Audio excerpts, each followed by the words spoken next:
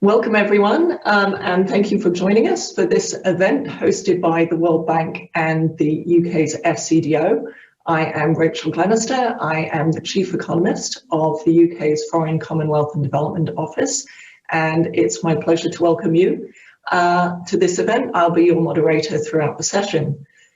We are here to launch the Global Education Evidence Advisory Panel and their first report, the Cost-Effective Approaches to Improving Global Learning. We have a very esteemed group of speakers today. We will start by hearing from Mary Pangestu and Baroness Sugg, who are as event hosts, will introduce the event and explain the rationale for setting up this panel and why it was needed. We will follow this with a presentation of the report from the co-chairs of the panel. I will then chair a roundtable of invited ministers who will share how data and evidence have helped them improve education in their countries and provide some specific examples of where they are already implementing some of the smart buys in this report. We'll finish with reflections on the messages from the roundtable and then open up to audience questions. So you can put your questions into World Bank Live, and I will feed some of those onto the panel, as many as I can. But we also have other panel members, other GEEAP panel members, who will be answering some of your questions on the chat as we roll. So it's also wonderful to have so many of our partners joining us here in the audience, from UN agencies, the Global Partnership for Education, and many NGOs who work in the sector. So we look forward to hearing questions from you. To make sure that we have an opportunity to hear from everyone, I will be trying to keep strict time, and the speakers will have a chime to announce when they are out of time. So you may not hear that if you are in the audience. So the first speakers will be in today's session will be the World Bank's Managing Director for Development Policy and Partnerships, Mary Pangestu, and then we'll hear from Baroness Sugg, Minister for Foreign Affairs and Development, and also the Prime Minister's Special Envoy for Girls' Education in the UK FCDO. So over to you, Mary Pangestu. Thank you, Rachel, and thank you all of us for joining us today for this very timely and important discussion on the use of evidence-based policymaking in education policy, a subject very close to my heart. Rachel said that we are providing opening remarks to give you the rationale for this initiative, for this event. And the real rationale is really very simple. We want to avert the potential worst learning crisis that is happening right in front of our eyes. As we know, we are experiencing the worst crisis to education in a century. Actually, it's a crisis within a crisis. The disruption of societies and economies caused by the COVID-19 pandemic is aggravating the pre-existing global education crisis and impacting education in unprecedented ways. Even before COVID-19 shut schools down, more than half, or 50% of 10-year-old children in low and middle income countries were either out of school or unable to read with comprehension. This is, as you all know, an indicator that the bank refers to as learning poverty. This will now get worse. Our research shows that learning poverty could increase sharply by as much as 10%, and learning losses will be especially large amongst the most disadvantaged students. Dropouts in secondary education will also increase in many countries. We project that 10 million young people might not return to school. In this instance, I'm particularly worried about girls. Dropping out could have devastating consequences for not just the girl's individual future, but for her family, her children, and society as a whole.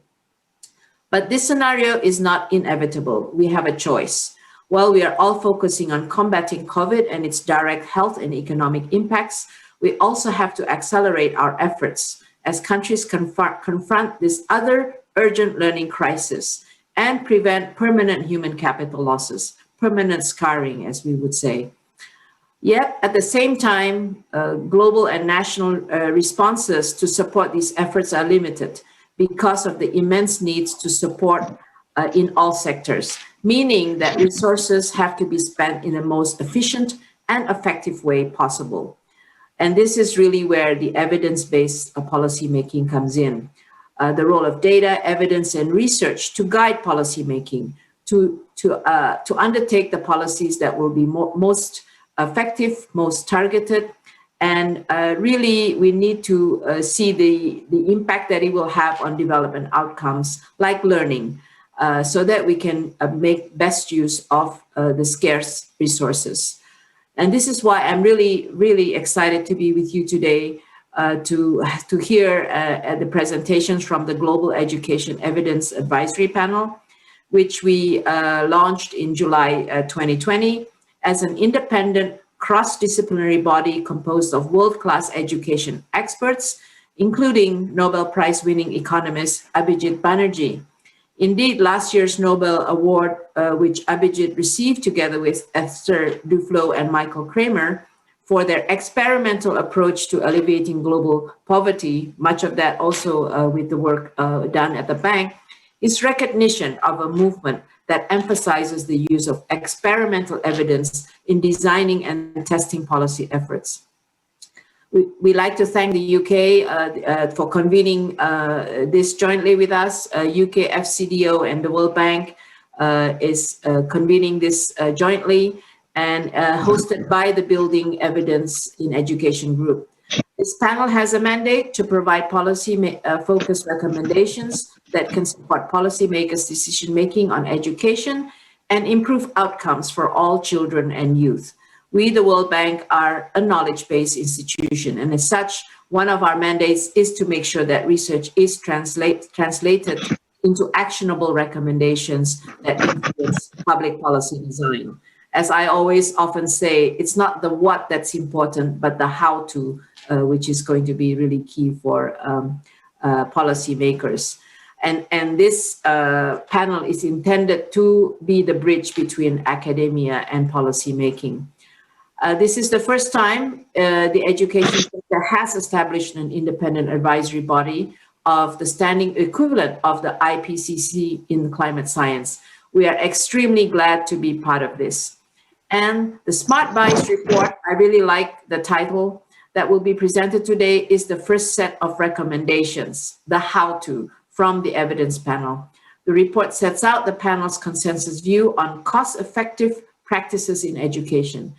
Based on its review of high-quality evidence and experience, it has identified the interventions that can most efficiently move the needle. So the effectiveness is efficient and effective on learning in low and middle income countries. Before we hear from our esteemed panelists, we will open with an introduction from Baroness Sugg, who will also lay out the importance of having an evidence-based panel to help countries prioritize the use of scarce resources. It will then be followed by the co-chairs of the evidence panel, who will provide the brief summary of the Smart Bias. This really sounds like good advertising, right? Smart Bias report before we hear from our ministerial panel. Baroness Sugg, the UK Minister for Foreign Affairs and Development Policy and Prime Minister's Special Envoy for Girls' Education, you have the floor. Thank you, Mary, and thank you for your words and also for the excellent partnership from the World Bank, which has resulted in the establishment of this global panel. I'm delighted to be here. I've been really looking forward to this day, and it's an important day, launching the report that's going to help us tackle the learning crisis, one of the greatest challenges of our time. And this is really the first time global experts have come to a consensus on not only what works in education, but what is cost effective. Now, girls' education is a really top priority for the UK. Our ambition is to support every girl in the world to have access to 12 years of quality education.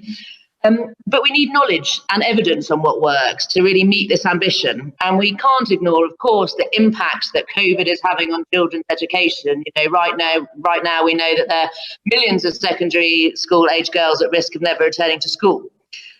And the COVID-19 crisis has also meant that all countries are facing increasingly tough resource decisions, here in the UK and across the world. It's really important we protect and that we prioritise spend on education. After all, it's an investment in all of our futures. But when ministers are having to decide how to spend scarce resources, they really want to know how effective their spending is going to be. And this Smart Buys paper really highlights the interventions which are going to have the most impact, and also talk about how much they're going to cost to implement, so that ministers of finance and education can really take evidence-informed decisions. I'm really grateful to the panel members, who are an impressive and highly regarded set of experts, and their disciplines include sociology, psychology, political economy, economics, and their research covers countries across Asia, Africa and Latin America. And it's really great to have such a diverse range of expertise here today. I'm also delighted to be sharing this platform with two ministers who have shown leadership on how systems of education can change to be fit for the 21st century. So Minister Uwe Maria from Rwanda and Mr. Alba from Peru. The UK is really proud to already support cost-effective global education investments. In Rwanda, we're working with Minister Uwe Maria's team to provide ongoing training and monitoring for primary maths and English teachers nationwide to help develop and deliver well-structured lesson plans, and that's a good buy that positively changes instructional practice. In Ghana, we're supporting bold education system reforms on teacher education, curriculum, inspections, the education workforce, data and edtech. And in Sierra Leone, we're supporting initiatives to help reduce travel time to school, which is another good buy that the report identifies. Alongside these partnerships, our EdTech Hub is working with partners to help generate new evidence to understand how technology can be properly harnessed in education, including using technology to really help deliver adaptive learning, which has been so crucial throughout the COVID-19 pandemic, as so many children are having to learn remotely. We're going to continue to work with all of our partners to help build and gather evidence, such as the Education Commission's new white paper, and to collaborate with the Building Evidence and Education Partnership to really fill in the gaps where we need more evidence. Like I know all of you are here listening today, I'm really looking forward to the presentation from the panelists. We've all got to act now to really implement the smart buys highlighted in the report, so that we can give the children the skills that they need to go out into the world and as productive and as engaged citizens. So I really call on governments to scale up the high potential areas that the report identifies, and call upon all partners here to really support the generation of further evidence in the areas that are promising but low evidence, such as secondary schooling for adolescent girls. The UK, for our part, we commit to working with you to help use the evidence being shared today to genuinely transform education for millions of children and build back better following COVID-19. And really to go further, we must acknowledge we don't have all the answers, and that together we've got to continue to support the world-class research and evidence needed to really deliver effective learning for all. Thank you. Thank you, Baroness Sugg. I'd now like to turn to the co-chairs of the panel to present the report. And I will turn first to Abhijit Banerjee, who is Professor of Economics at MIT, as a mentor of mine, and last year won the Nobel laureate, Nobel Prize for Economics, partly for his work on randomized trials in education. So Abhijit, over to you. You're going to present the first half, and then we will hand over to Sylvia Schmeckas, who is the other co-chair, and will present some of the smart buys in the report. So Abhijit.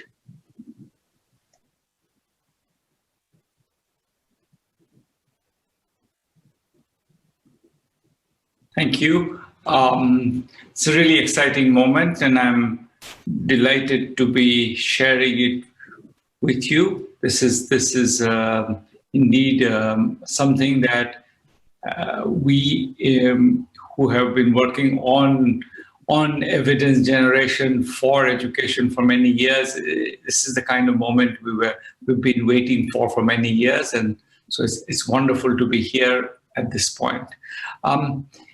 The goal of this report is to identify a set of smart buys, and what I'll take on to do is tell you a little bit about what's the set of thinking that went into the choice of these small buys. What are the principles behind it, if you like?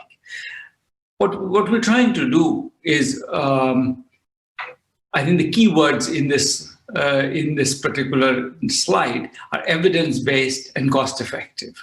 We want to identify them. But not things that are only being shown to work, but things that go beyond that, things that are actually cost-effective.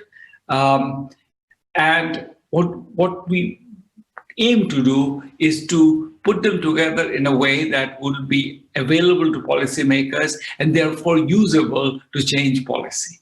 That's the ultimate goal, to make this both sort of show that there is evidence behind it, but also to make clear that this is accessible, this is doable, this is practical.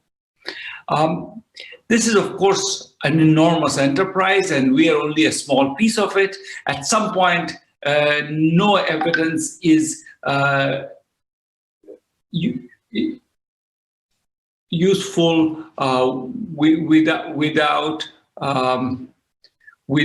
the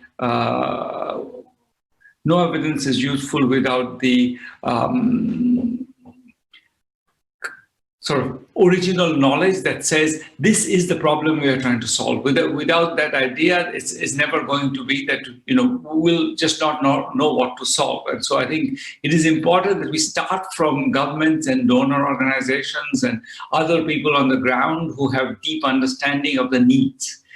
What this panel hopes to provide is a response to that. Here, if these are the needs, and here are some places where there is evidence. There's not necessarily evidence everywhere, but there is actually a surprising amount of good evidence, both on what works and what doesn't. And that's what this report ultimately aims to bring together. Once they're generated, of course, this has to go back, and the decision to implement has to sort of interpret the results that we provide, the evidence that we provide, in the context of the moment in the country at the time, and decide whether that's actually going to be the right answer. But hopefully it's an important input, and with that and with the political will to make change happen, we expect improvement in outcomes. The outcome we focus on is basic education.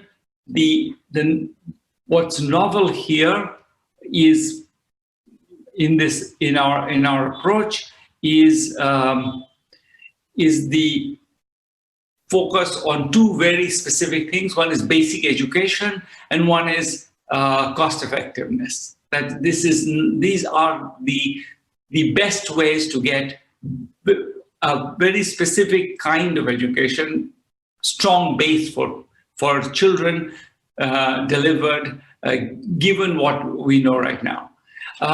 We have tried to be very careful in elaborating on the evidence base. We have provided documentation of the evidence base. We have an amazing panel. I'm very honored to be chairing this group of extremely distinguished people who have brought different kinds of expertise and have we have challenged each other to come up with what the evidence means, where we really should put weight on it, where there are questions. And we are very much focused on basic education in both the sense of the education being fundamental and so the base of the education, but also in the sense that it's education for everybody. It's not for the privileged, but for everybody.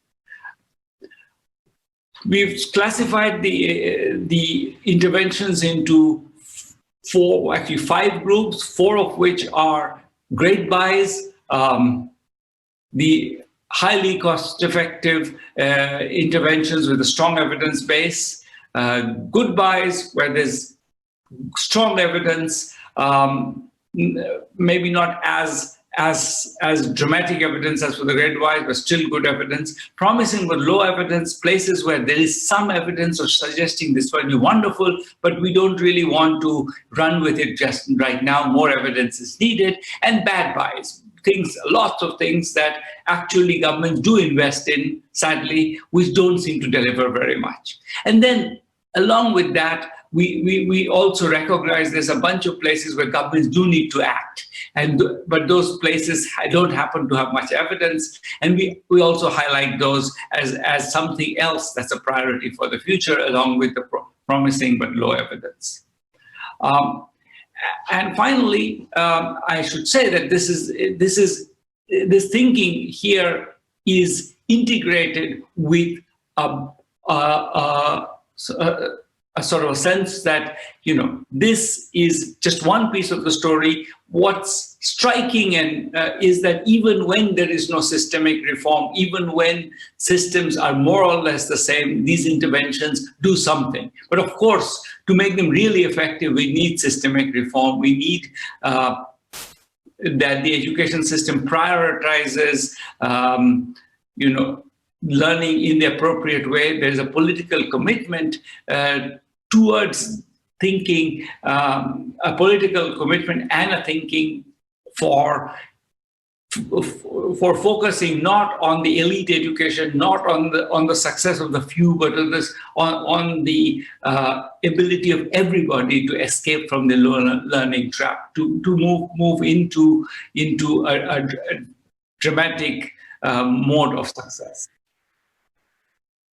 And finally, smart buys interventions we think of them as being embedded in and supporting to reform, not as substitutes to it. So with that, I'm going to hand it back to my co-chair, Sylvia. Thank you very much, Abhijit. I also want to say that I am very, very excited to be here, that I think that this launch is the culmination of work that has been carried out by a very impressive group of panelists, and I am very, very happy to be co-chairing this group. I'm going to go into a little bit of detail on each of these categories that Abhijit has described to us. The first category is the great buy. There is only one great buy that we are reviewing here. The great buys, as Abhijit said, are highly cost effective, and there is strong evidence that they work for learning. And this great buy is giving information on education benefits, costs, and quality. It involves providing information to parents and children on the benefits of education, especially where these are not known or education is not prioritized. It does not mean that it is the most important thing to do, but there is evidence that it increases attendance and learning, and that the cost of doing so is low. Some examples: in Mexico, for example, information improved learning outcomes, particularly among girls, though it did not impact dropout rates. There are different ways of sharing this information through texts or videos, as in Chile and Peru, meetings of parents, as in Madagascar and Chile and the Dominican Republic, or school report cards, as in Pakistan. This innovation has been tested at scale, and if it is delivered at scale, the cost per child is low. It works well where locally relevant information of quality and where recipients are able to act on the information. They must have schools nearby so that families are inspired to send their girls to school, and where they are able to do so safely. The second category is the category of good buys. Here we have good evidence of cost effectiveness from across different contexts, and the evidence shows that these interventions have produced outcomes in learning. These have been proven to work at a significant scale, at least thousands of students, and in some cases, system-wide. More of these were identified. They are also more complex interventions. The first is structured lesson plans with linked materials and ongoing teacher monitoring and training. A second is interventions to target teaching instructions by learning level, not grade level, but learning level, and this happens in or out of school. A third is targeted interventions to reduce travel time to schools. A fourth is giving merit-based scholarships to disadvantaged children and youth. The fifth is interventions using software that adapts to the learning level of the child, where hardware is already in schools, not where we have to buy hardware, but what hardware is already there. And the sixth is pre-primary education for ages 3 to 5. A brief example of pre-primary education. And the objective is to improve poor children's learning and cognitive development and their ability to benefit from basic education. It works if children attend regularly and if the classroom experience is better than what children are experiencing at home. There is evidence for many countries. There's very strong evidence in high-income countries, growing in middle-income countries, and less in low-income countries. There is evidence of short-term effects, but also of long-term or long-lasting ones, like in Uruguay. This is true only if children transition to quality primary schools, this long-lasting effects. Ideally, improving preschool and primary should go together. The third category is the category of promising but low evidence. In this category, there are fewer studies and no studies that show that the approach delivers improved learning at a large scale. Evidence comes mainly from small-scale studies that show cost effectiveness. So here we need more testing to develop scalable models. Three interventions were identified. The first is early childhood development for ages 0 to 2. The second is community involvement in school management. And the third is teacher accountability and incentive reforms. To give an example of the second one, community involvement in school management, this is something that doesn't always work, but where it does, like in Indonesia and Uganda and Kenya, it has an impact on learning. It works better when committees that involve community members link with local authorities. However, more research is needed to understand when and why it works and the contexts that can benefit more from such interventions. Finally, the bad buys, where there is strong and repeated evidence that these programs have not worked in the past in many situations and are not effective or cost effective. We should stop doing them unless there is a carefully thought out rationale. It is important because it is just as important to have evidence on what to do as to have it on what not to do. And the things that we should not be doing is investing in additional inputs alone, whether textbooks or additional teachers to reduce class size or grants or teacher salaries or libraries, or investment in laptops or tablets and other computer hardware alone, or cash transfers as a tool for improving learning. It has other effects, but not for improving learning. An example is investment in laptops, tablets, and other computer hardware alone. Of course, the same is true for other inputs when invested in alone, but hardware deserves a special mention because investment here is often especially enticing to policymakers and to other stakeholders, and especially expensive. When it is not accompanied by a well-thought-out complementary measures, including personalized adaptive software and training of teachers on how to use the software, adding computers has no impact. And there is evidence of this very clear in Peru and in Colombia.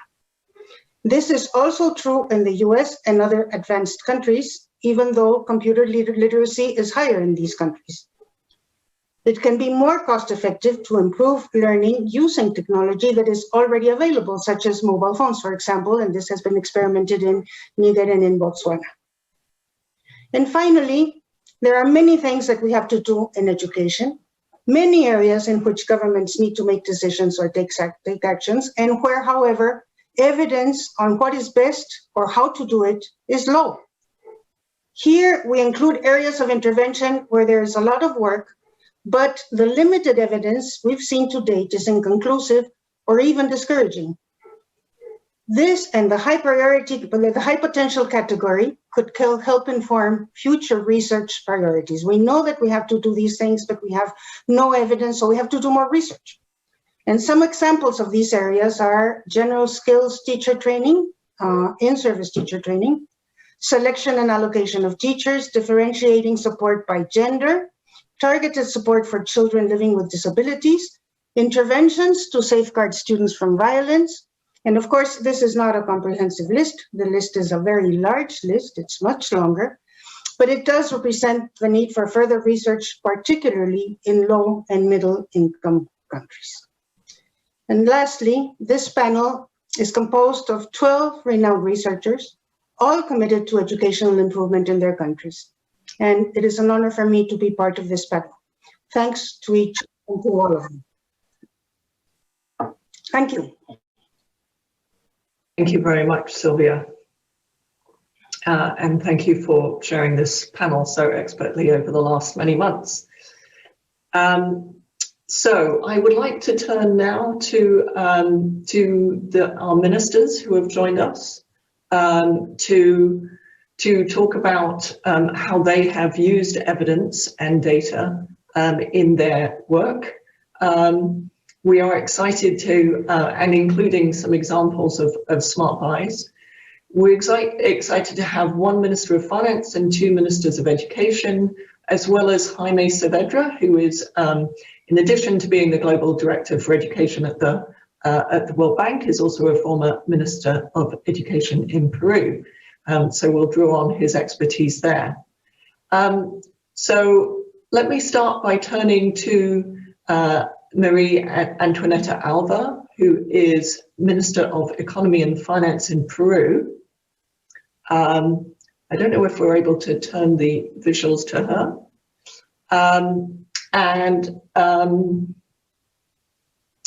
Minister Alva, are you there? Yes, here I am. Okay, brilliant, thank you. I feel better when I can see you on the screen. I wonder if you could tell us, as a Minister of Finance, how important it is for you to know about things like smart buys, and in particular, what's the cost effectiveness of different interventions when you're trying to make decisions about education budgets, and maybe talk a bit about how what Peru has done to incorporate better evidence into your decision making. Thank you. Thank you for your question. From my professional development and career, I used to be a chief of budget when Jaime Saavedra was a Minister of Education. I was the chief of budget at the Ministry of Education. And then I was appointed General Director of Public Budget for the country in the Ministry of Finance. And then I was appointed Minister of Finance. So these issues related to the budget are really very familiar to me. In the last years, Peru has tried to make a real effort to prioritize the allocation to education in our budget, even though you know that the budgets are, the amount of the budget and how the budgets grow every year is directly related to the growth of our economy. So every year we try that all the increases on budget, at least a third of the increase is related to education. In the last years, we have seen in the sector some improvements, but there is still lots of things to be done. So what we have done in Peru, many years ago, the Ministry of Finance has generated a lot of tools related to a performance-based budget. So we use these instruments to define a result and use all the evidence available to build this theory of change that determines what are the interventions we are going to allocate budget. So this has been really working in the last years, and health and education are the sectors where we have, I think, the most developed result-based budget programs. So my recommendation in general is that the Ministers of Education and the Ministers of Finance really establish an alliance. For, as you know, as a Minister of Finance, our main objective is the value for money. So we are always looking for how different ministers can show us how every money that we spend from Peruvians is really getting a result and is really improving lives of our kids. So this idea of generating evidence is not only helpful to design these perform results budget programs, but it's also very important. You know, as a Minister of Finance, I have to sit with almost 15 ministers, and each of them has to come here to the minister and show me the results. So it's better to make decisions, and it's better to have conversations where the counterpart, where the Minister of Education has evidence, has data, has a system of monitoring all the interventions. And in Peru, I think that the Ministry of Education, and I think Jaime improved a lot on that, has all a system where they have data on all the indicators, and they usually have results and usually are measuring the performance. So this is very important when it comes to negotiate a budget allocation. So I think that these kind of reports, such as good buys, really are helpful for us to identify effective interventions to allocate budget, and so also are very important for Ministers of Education to negotiate with Ministers of Finance for more budget. Thank you.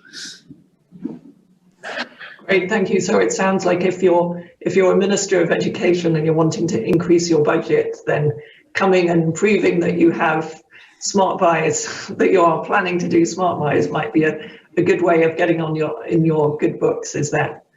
Yes. Is that a fair assessment? Okay, great, thank you. So I now want to turn to Valentina Maria, who is Minister of Education for the Republic of Rwanda. Maybe if we can switch to her view. I'm on. Okay, great. I think if you speak, then it switches. Great. I'm learning the technology here. So fantastic. So I wanted to ask you, the panel has identified structured lesson plans as a good buy. And I know that in Rwanda, you've been looking at ways to support teachers in this sort of structured way to improve learning outcomes through structured lesson plans and materials. So I think people will be really interested in hearing from you the experience of Rwanda of actually trying to implement one of these good buys. So maybe you could talk to that. Thank you so much for giving us the opportunity to share our experience. Teachers are at the forefront and play the most crucial impact on learning outcomes. In education sector strategic plan for 5 years, one of our strategic priority area is to strengthen continuous professional development and management of teachers across all levels of education. Thus, the development of any educational systems depends on the teacher and the quality of teaching. Teachers play a crucial role in building the education sector. Hence, strategies aimed at promoting the quality of education should consider the vital role played by teachers.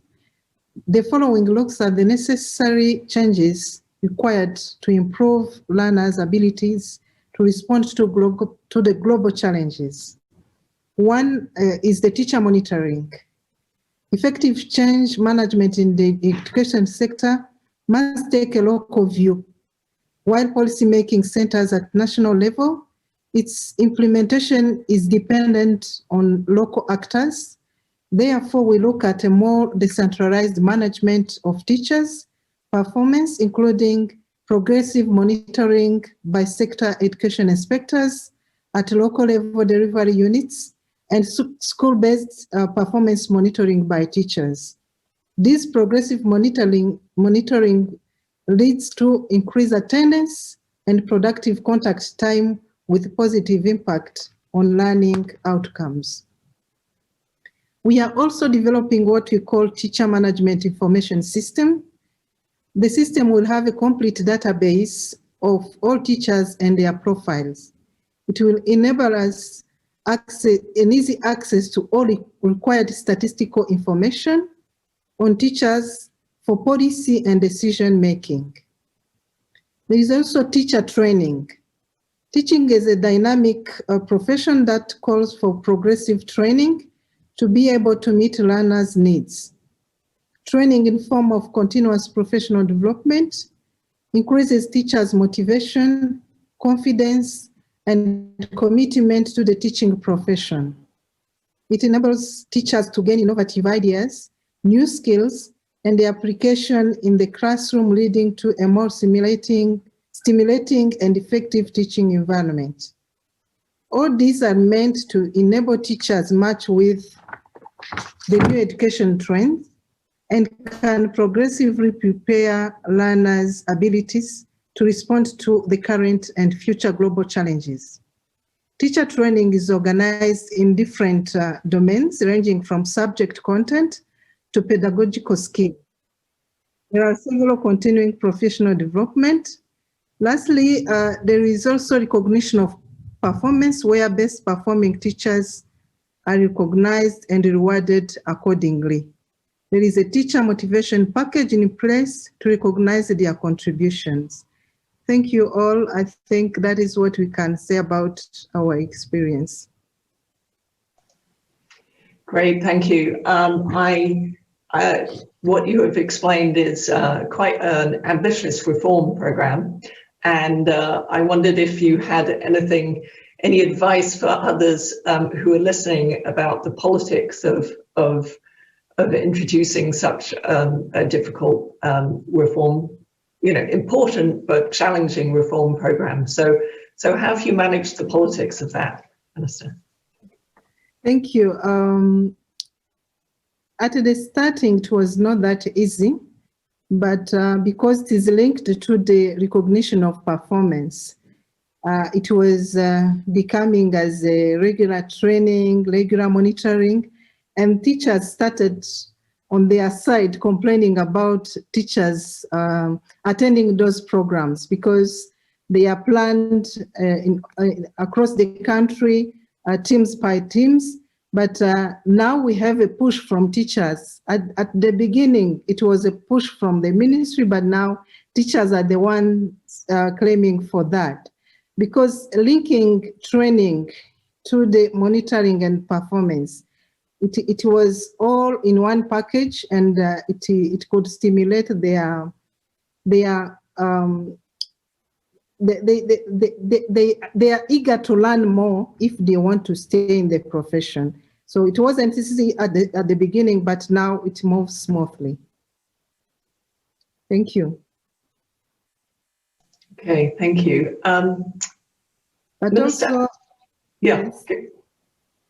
Please go ahead if you wanted to add something. I don't know if you have a follow-up question, but I wanted also to talk about the political leadership. That yes, also please. helps on this. Because political leadership and the willingness to reform and innovate has to be combined with the relevant evidence base in order to lead to the impact. In order to choose the right reforms, it is crucial that leadership is aligned and has a common vision for the education sector. So we are fortunate in Rwanda to have spelled out this common vision, both in our Vision 2050, as well as in the National Strategy for Transformation.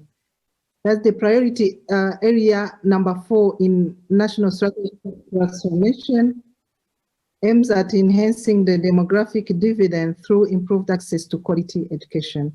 Thus, political leadership and a willingness is a very good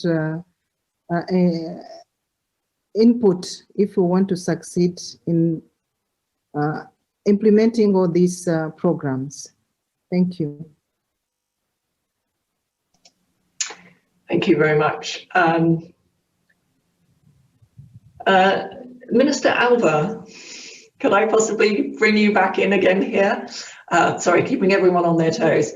I wondered if you could also talk about some of the challenges, the political challenges you face in trying to push, evidence-based policy making, as you described, and pushing back where you think that people are, asking for things for which there is not great evidence.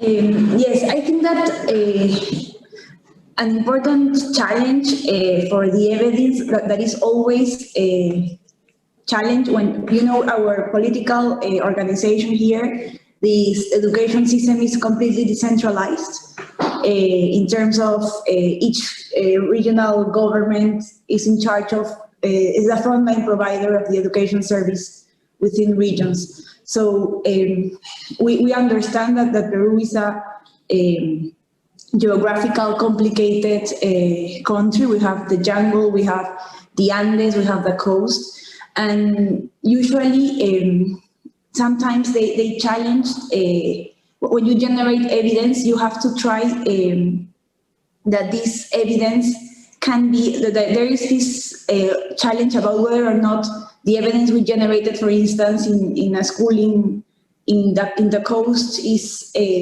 useful for the jungle. So, and sometimes from a political point of view, they use these kinds of arguments to challenge the evidence. So it's important that when researchers, when people that is in charge of generated evidence, they take into account the different context of the countries, because that is some of the things that I usually listen every time we talk about evidence. The second thing is, in our countries, the teachers' unions are also are strong stakeholders here. So sometimes I think it's very important that we are able to, when we design these interventions and we in fact design all the evaluation process, it's very important that we have a multidisciplinary team, because teachers can also challenge that. So it's important when we generate these programs to always talk with the teachers union, and in this context where the educational system is decentralized, take into account the different contexts we have in countries very diverse as Peru. Thanks, that's very interesting. That is one of the things that we tried to do in the panel, is trying, when we talked about the evidence, you'll notice there's a context section in each one which talks about what kind of context does a given intervention, where is it most likely to be effective? And as Abhijit went over, there's also a question of sort of making sure that it's implemented in a very appropriate way in a given context. So like the travel times, reducing travel times, you might do that differently in different parts of Peru, and it might be that some places have more of an issue with travel times than others. So thank you very much for that intervention. I am going to turn now to Jaime Saavedra, who was, as you say, a Minister of Education in Peru, and talk a little bit about building the capacity of ministries of education to use data, and then also what the World Bank can do to strengthen the links between researchers and policymakers. Over to you, Jaime. Thank you very much, Rachel. It's really an honor to work together with this panel. But let me focus on this key issue that you have mentioned about building capacity. In general, I think that design and implementation capacity in Ministry of Education is a huge development challenge. It's something that we need to invest as international community, and ministries have to invest in that. The use of data and evidence has to be part of the permanent modus operandi. So it's extremely important to have strong design and evaluation skills in the ministry or in other relevant offices. That is why we're working in the bank with several other partners in an education policy academy to support that both our staff and client governments we work with are up to date on the latest evidence. Because at the end of the day, it all boils down to people. You need a team that can, I'm trying to go back to my previous experience, a team that can be an active part of the national and international debate regarding policies in all aspects of the education sector, from pedagogical practices to education financing, to infrastructure, to education technology.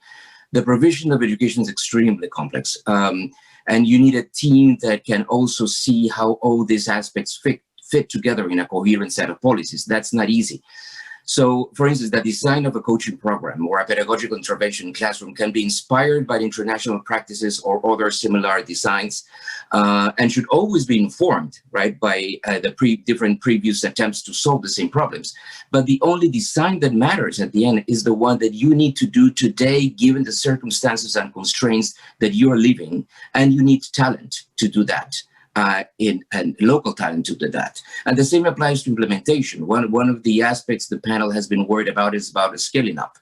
But implementation, particularly at scale, requires a complex set of skills, of technical and management skills that a ministry need to have or acquire.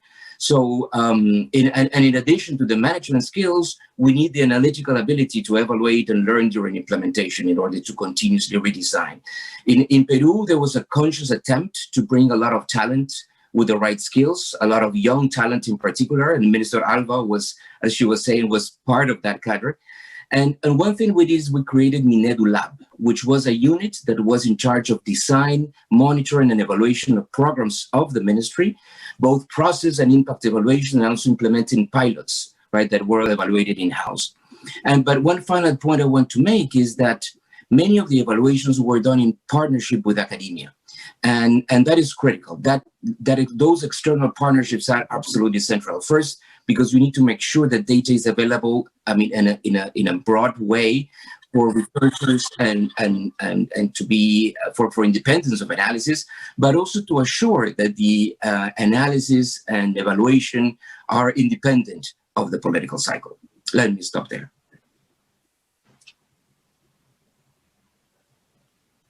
Great, thank you, Jaime. And I mean, I think I've done a lot of work with these collaborations across academia and policymaking, which I think can generate a lot of really interesting ideas and build.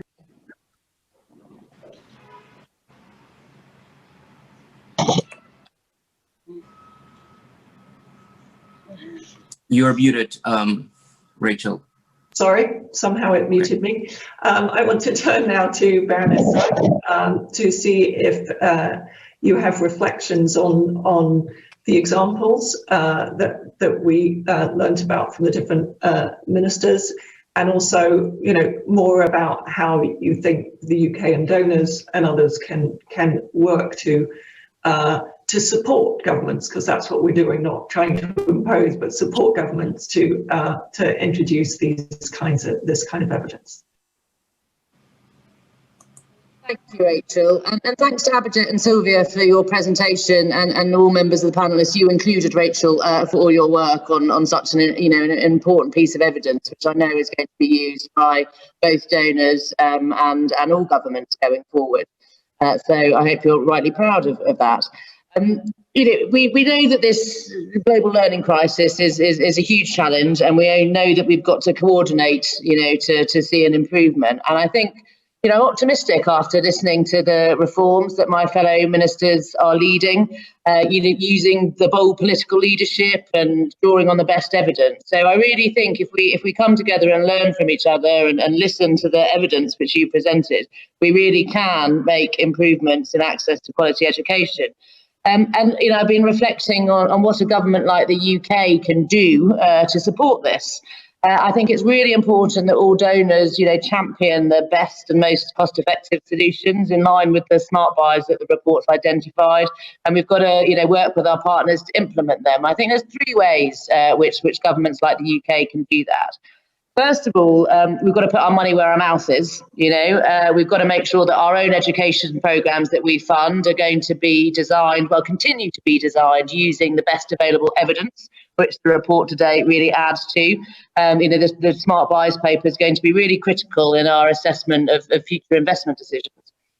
Secondly, our team in the UK and also our network of in-country education advisors have got to work really closely with our partner governments to really help contextualise the evidence. As you said, Rachel, this is going to be different for every country.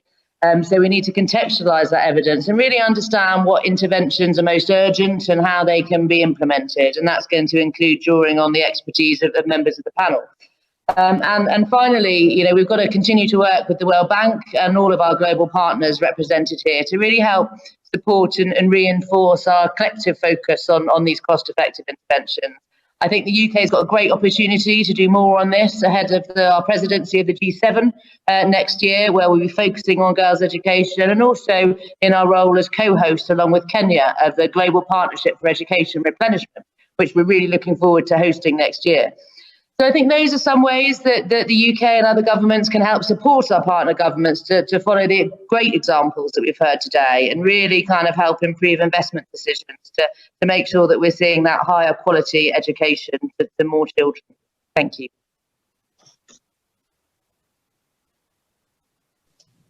Thank you. And we were hoping to have Minister David Senge from Sierra Leone. We knew that he had a cabinet meeting this morning, and his involvement would depend on the time when the cabinet meeting ended. So we will bring him in if cabinet finishes soon. But in the meantime, we can turn to questions from the audience and those listening, as I say, which includes a number of very distinguished groups.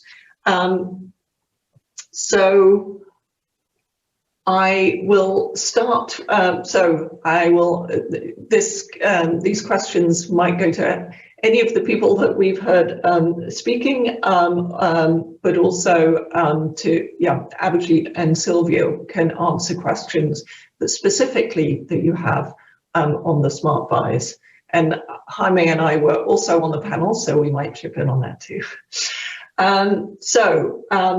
Let me start with the first one, which I will pass to Minister Maria, which is, we've said that this is the first report from this panel, and we are considering at the moment what subsequent work should be on.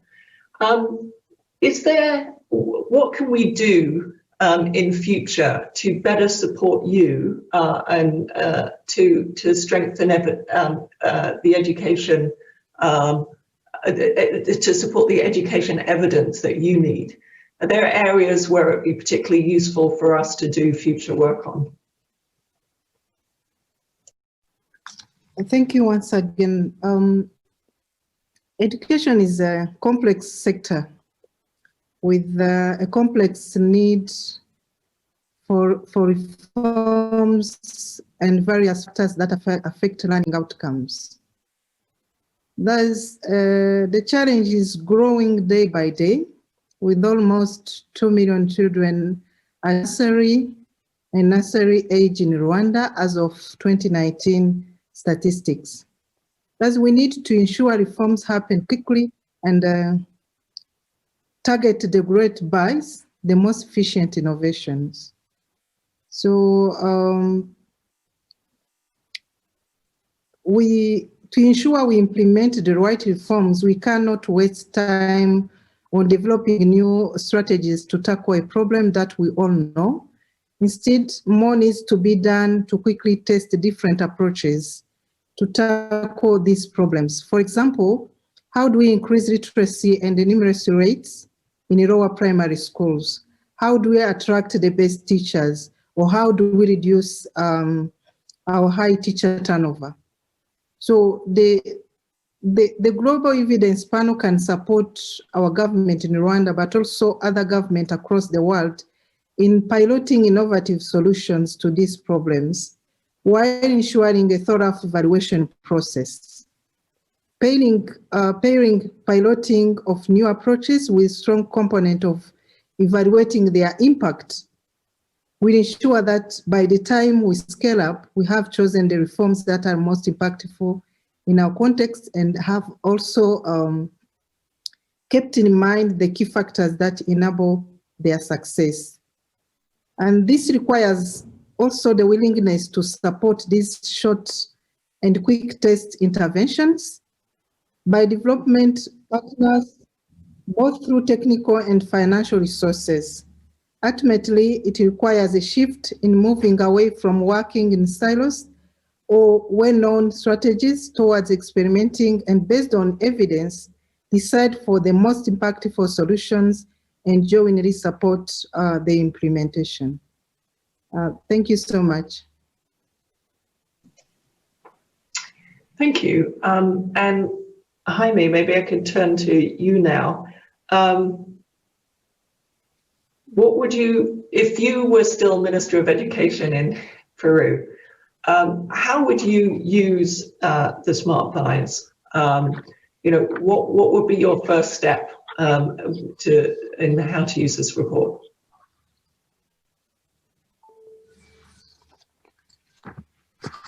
You're putting me on the spotlight on that one. But I guess that being an economist, I'm authorized to say depends, right?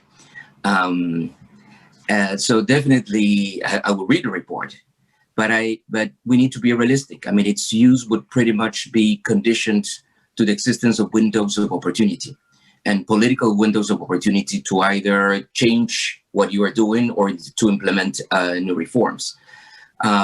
Because we can think of that this way. Successful policy implementation will require three things always. We need to have a good technical design, which could be a reform on teachers' careers, for instance, or a reform in pedagogical processes, etc. So we need to have first a good technical design. We need to have second implementation capacity, particularly if we were to do things at scale. And third, we need to have political commitment. Right? We need to have the three things if we want to successfully roll out a policy.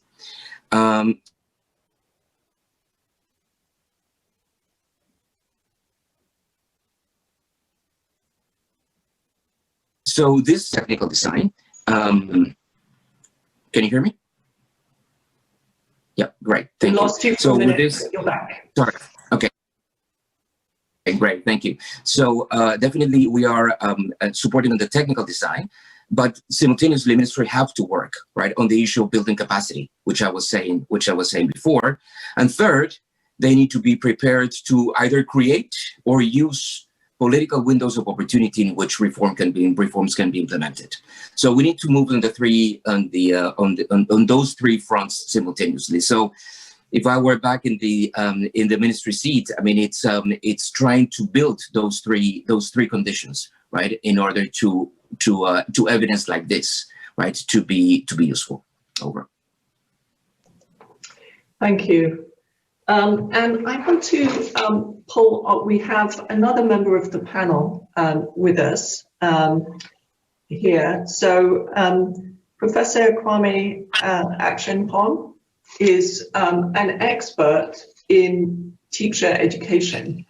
And one of the, this was an area that was associated with, in the report, as something that obviously governments need to train teachers, and yet there is not a lot of evidence about how to do that well.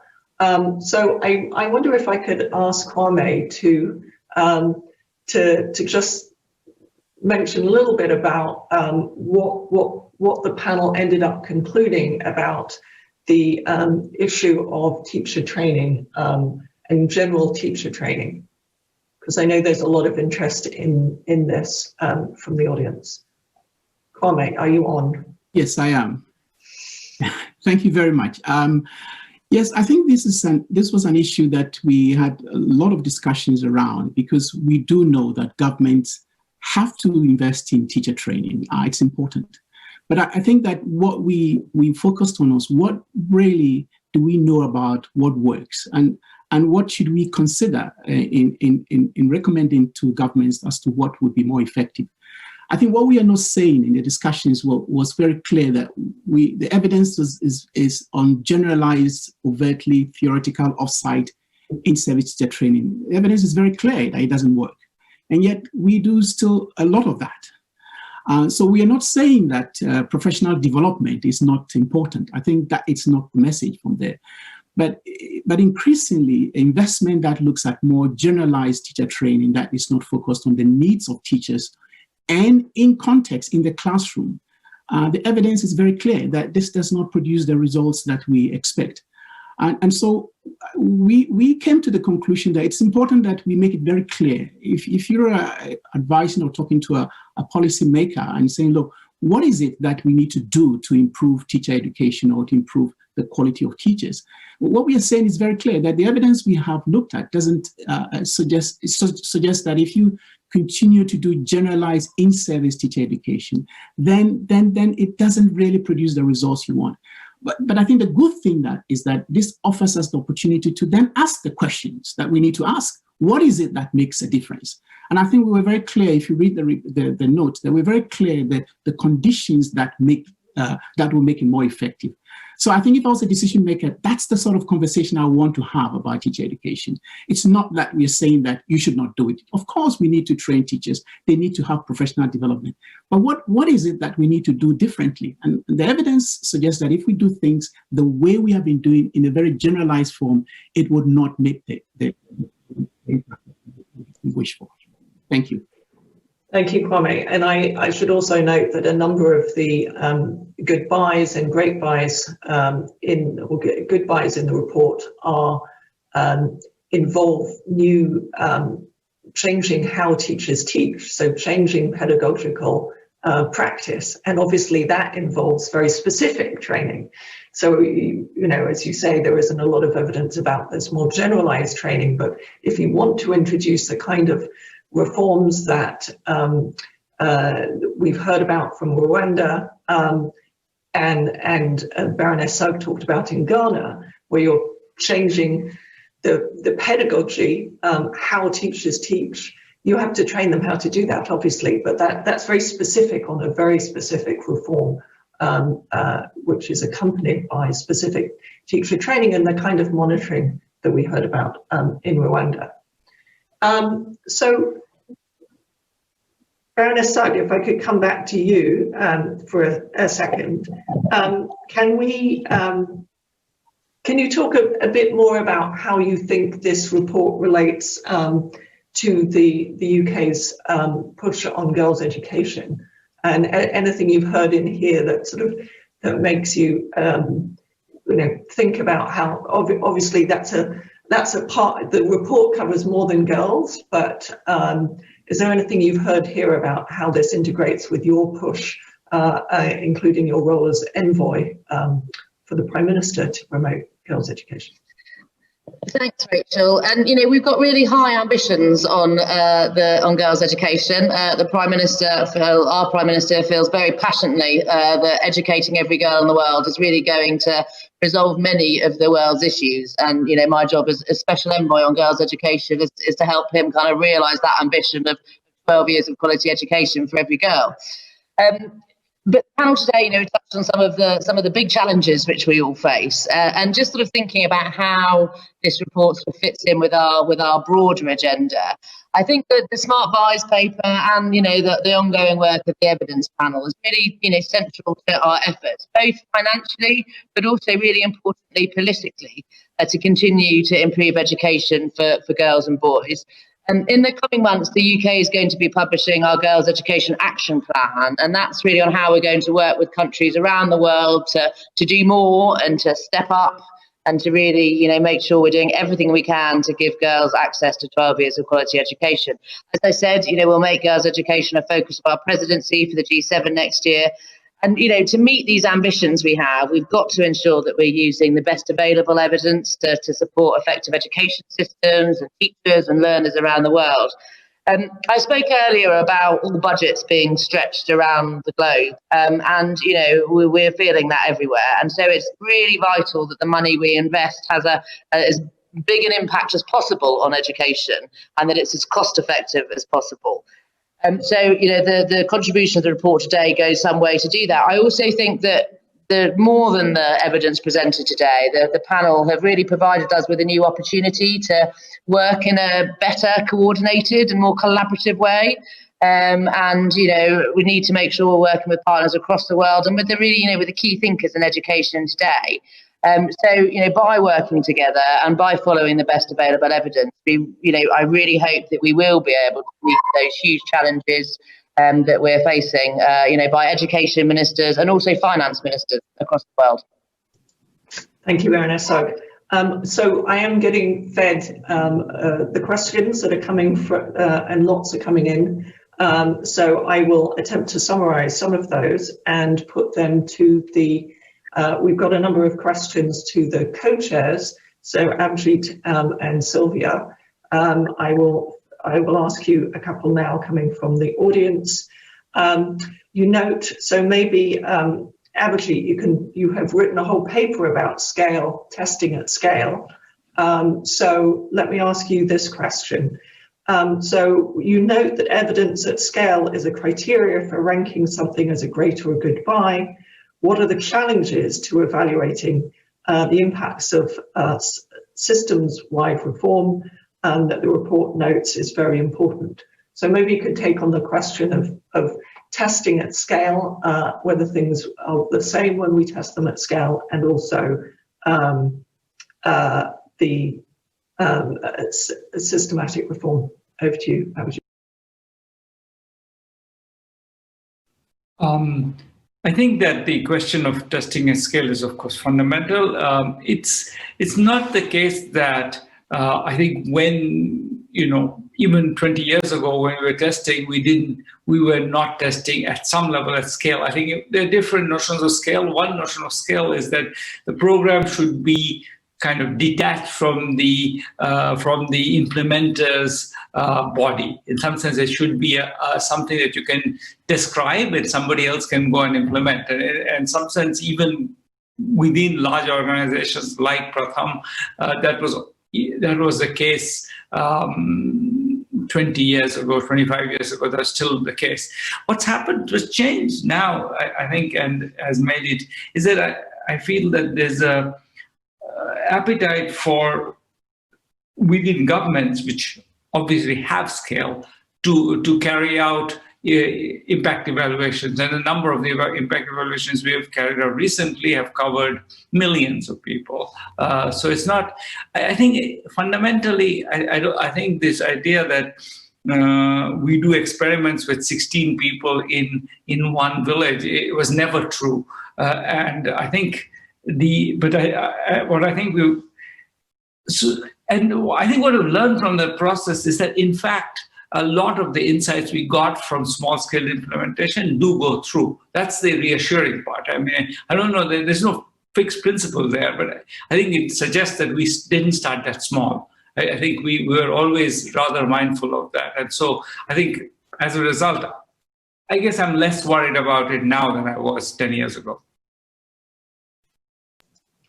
And there's also this point about how does that link to the systems-wide reform. But I think what I think is quite interesting is that if you look at the wide range of impact evaluations that have been done, a lot of them pointed to a fundamental systems problem. So you've been associated with a lot of work that shows that you need to target teaching to the level of the child, but that in a sense highlighted something that was wrong with the whole system, which is the curriculum and the exam system were not tailored. So maybe you could just speak to that for a minute, because I think it's quite fundamental. Yeah, so that's exactly right. I think the general point that Rachel's making is also very important, which is that I think partly what we learn always is a set of ways of thinking, a general principle what's going right or wrong. And for example, the whole insight between now, I think, a widely used program of teaching at the right level was that the curricula were set to essentially serve a small minority, and the pacing and the teacher training was designed to make that happen, so that the teachers were not given the space to say, look, my children are not learning, I'm not going to do what you're asking me to do. I think that particular insight, of course, needs translation into an action at the system level. But the first step in this process, and often the critical step, is identifying the problem.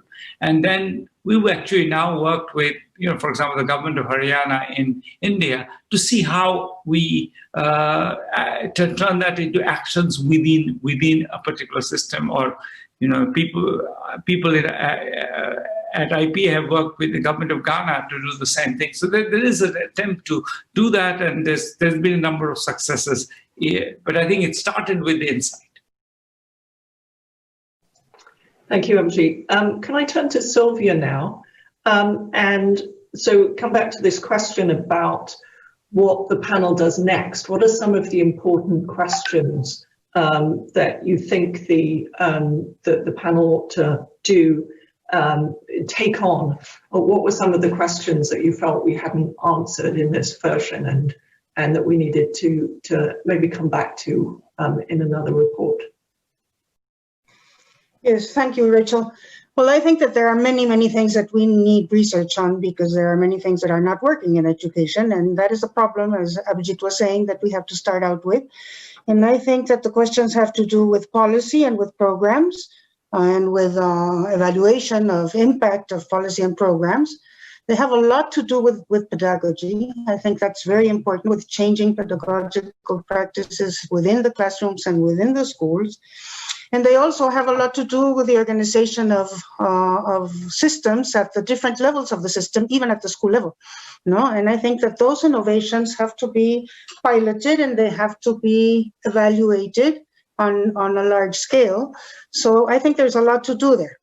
I think COVID, as Maddie was saying in the beginning, has also placed an enormous amount of questions that we should be actually discussing now, and we should be looking at what kind of evidence we have. For example, we need a lot of evidence on what is being able to be learned remotely.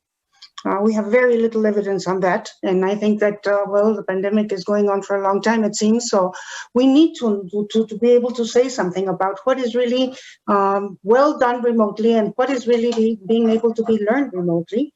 I also think that thinking of the day when we come back from COVID, we need to be thinking of ways of bringing dropouts back into school. And we need to be able to evaluate programs and policies that have been doing that successfully. And perhaps we can find research that has been carried out regarding that. And also we have to do a little bit more research about something that we have learned during the pandemic, is this question of blended learning. There are things that are done well remotely and things where school is absolutely indispensable. So what is the correct blend between technology and face-to-face learning? I think that those are the questions that the pandemic opens, that are probably questions that have been there for a long time, but now are urgent to respond to. And well, aside from that, I think there are many questions having to do with inclusion, for example, with how to deal with diversity. Well, there are lots of questions. The agenda is enormous, and the problem is not identifying the questions, but prioritizing them, see where we begin with. And another thing that I wanted to say is that we are speaking here about the relationship between research and policy. And we have also spoken about the need to finance cost-effective programs, but there's also a need to finance research, because if we don't have research, we won't have evidence. So I just wanted to point that out. I think that is an important issue to bring up. Thank you.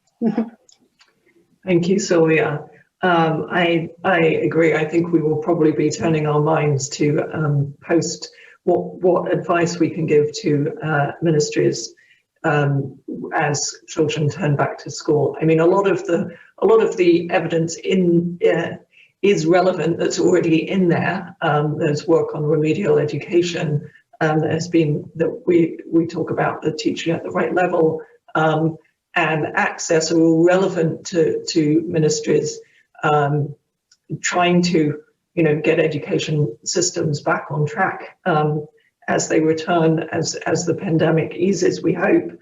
And as you say, remote learning is the urgent issue now, and there is some advice in there about adaptive learning being so important. But I agree. I think a report that sort of tailors what evidence there is already and what we are learning. There is some actually quite good evidence coming out that people are doing sort of real time in the pandemic. So that seems an important one.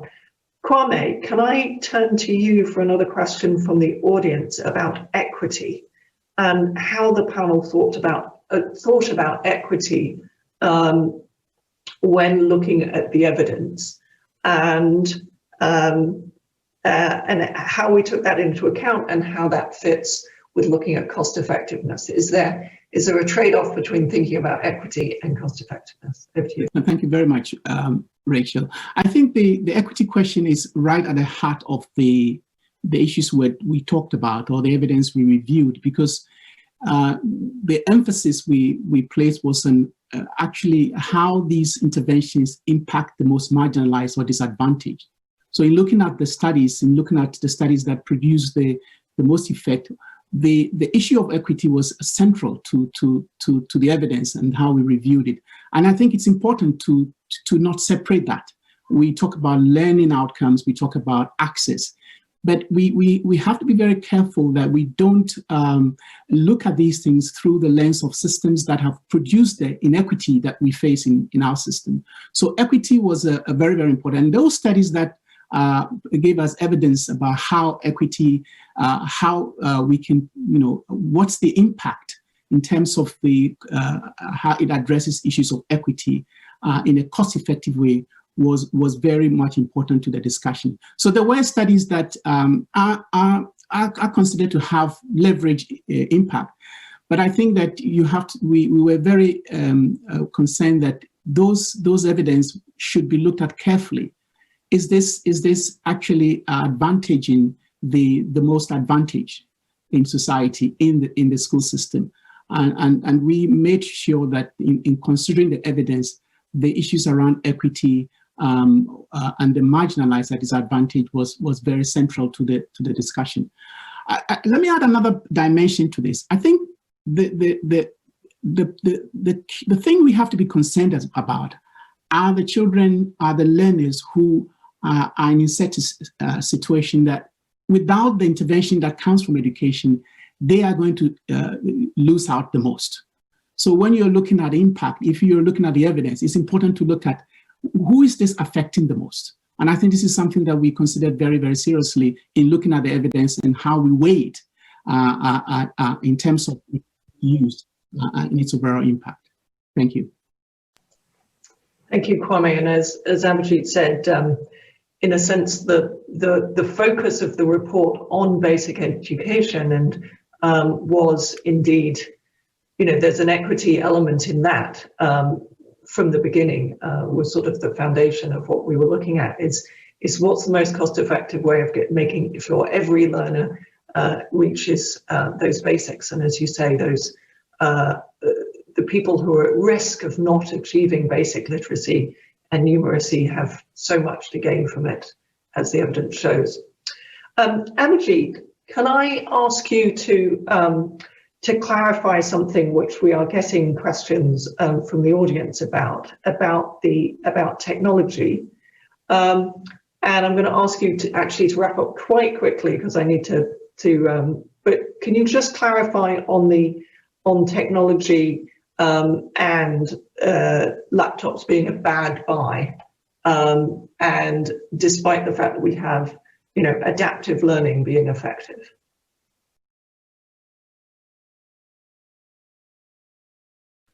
I think that the key issue is not that a laptop is just an option. Then you have to figure out how to use it. And I think one of the lessons we've learned is that the idea that if I give a child a laptop, she will learn more just by the fact of having a laptop, it doesn't seem to be true. What seems to be true is that if you put particular structured learning programs on it, then those programs, if they are designed in the appropriate way, then you get large benefits from it. And the evidence is quite clear that you get many studies which find very little benefit and a few studies which find very large benefits. And that comes, and the ones which find large benefits seem to be quite specifically tailored to a particular pedagogical need. Great, thanks. That was very clear and very timely. Thank you. So I now want to turn to Mary Pangestu to conclude and give some closing remarks. Mary. Yes, thank you. Thank you very much, everybody. I've really enjoyed all the discussions, your insights, your perspectives, and your recommendations. I think it's evident from our discussion today what's the challenge? The challenge is how do we prevent further human capital losses and the impeding learning crisis? With, I think we have to emphasize that this is going to, if we don't do anything about it, inequality is just going to rise. That's the challenge on the one hand, and then on the other hand, you have resource constraints. So you really need to have, as Baroness Sugg mentioned, decisive action which is informed by evidence and making sure that we get the value for investment of the limited resources. At the same time, I just want to put two more challenges, which is kind of, some of it came out in our discussion. At the same time, countries are being asked to respond very quickly on a lot of the immediate challenges with COVID, reopening schools, dealing with learning losses, remote learning. So, you're dealing with multiple fronts at the same time. And the other challenge that I always had in mind, I mean, as a former policymaker, I always thought that education is a complex area, as Minister Valentin and many of you said, and it takes a long time to bear fruit. So that your policy interventions, some of them you have to do in short term, and what you want is that systemic reform to happen. And Jaime said you want to have these changes happen with and continue to happen, even if there's a change in the political leadership, right? And that's, I think, one of the big issues. So I think we're challenged to find the evidence that makes the program cost effective, hit the target, but how we also need to think what will work in the context of the different countries. So I just want to say a few things about that. I think it's, the what and the how to, there's a lot of evidence, good evidence that this panel is coming out with. I just want to share a couple of things. One thing is that my own experience with Indonesia, the Minister of Education in Indonesia is very lucky, not like Jaime. Probably you had to go to your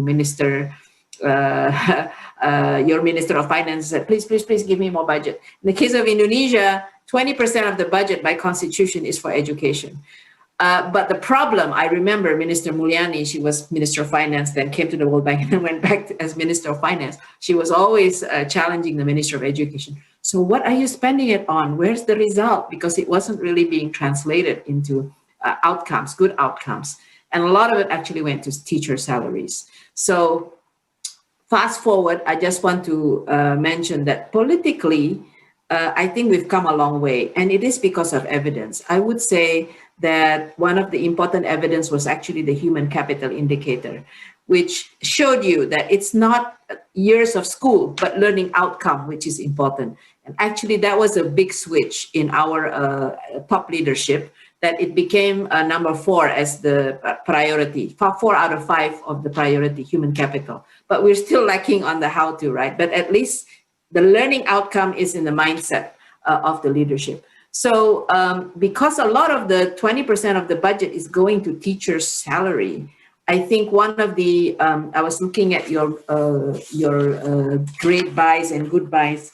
I think promising but low evidence is teacher accountability and incentive reforms, because this is exactly Indonesia's problem, because I think more than maybe 60% of that 20% budget is going to teacher salaries. So how do you have teacher training, which you will do, but We are experimenting with teacher certification program. I think the next step is more merit-based salary increases and incentives for teachers to upgrade themselves, right? So I think this is maybe just a description of how things happen on the ground. But I'm really grateful for all the evidence that is coming out from this panel, with a lot of the focus on pedagogy and the focus that it's not enough to give laptops if you don't have the literacy of the curriculum or the teachers to do it. And let me just close on, just because I kind of was listening carefully, and as a former policymaker, a lot of the things you were saying were resonating with me. So I think this issue, we can come up with the evidence, but we need to, I think, quickly come up with the evidence on what countries can do in the short term as we are responding to COVID. And you can actually combine it with some of your great buys, good buys, and promising buys. So we are being challenged with reopening schools, remote learning, and I think you're going to have to combine remote learning with going back to school. How do you prevent dropout rates? That is actually in your great buy, right? Information about education, the value of education. I think we need to come up with modules that are contextual to every country. So otherwise you're going to have a lot of kids not going back to school. And if you're going to have a combined learning, where I think World Bank has this school beyond walls, is that what it's called, Jaime? The parents have to have a role in also providing learning to recapture the learning losses that have happened. And because we're probably going to be in a combined model of remote and face-to-face learning, the parents have to play a bigger role. So maybe your great buy can be combined with that short-term objective, which is really much needed, while at the same time you're building for the longer-term systemic change. And so I think I was very struck with what Minister Valentin was saying. We need short-term quick wins. We need the pilots that can really make us be confident that there are things happening while we are doing the evidence and collecting the evidence and monitoring to see whether we can scale up or not. So I think you almost have to do everything in parallel. And political leadership and vision is obviously key, but when you don't have it, then quick wins really make a difference, because then you can go to the political leadership and provide evidence. And I think the other point, I think it was the minister from Peru as well as Jaime, getting buy-in from community, from stakeholders, from teachers union, that is very key. So that whoever is going to be in the political leadership, the pressure for the change to continue is going to continue to happen. So maybe that's just some reflections from me. I think our work, your work is really great, and I'm really looking forward to continued work. I think, Sylvia, you mentioned that maybe the next priority is to look at these immediate challenges that countries are having. And I think you can actually combine it with some of your quick wins, your smart wins, smart buys here already. The other one that I thought would be very important given the remote learning priority is, I think it's what is it called? I think it's a good buy. It's not the great buy, it's a good buy. Interventions to target teaching instruction by learning level, not by grade, and also interventions using a software that adapts to the learning level of the child. I think that is going to be part of the answer to this remote learning, I think, yeah. So those are just some ideas. So if I was still in policy, that's probably what I would end up thinking about. So thank you, all of you, and I really appreciate your work, and I am a person that has always believed in evidence-based policy making. I'm not a politician, but the only way I survived as a minister is to come up with the evidence for the policies that I was trying to pass. So thank you, all of you, and we look forward to the continued engagement with all of you. You're muted, Rachel. Thank you, and thank you to all the ministers and panel members who joined us for this event. And I do hope you read the report and use it with as much enthusiasm as Mary would have done if she was still in Indonesia. And I hope, and I'm sure the bank and the FCDO will also be, as you heard, incorporating this into our work. So thank you, everyone. Goodbye. Thank you very much. Thank you. Thank you. Bye.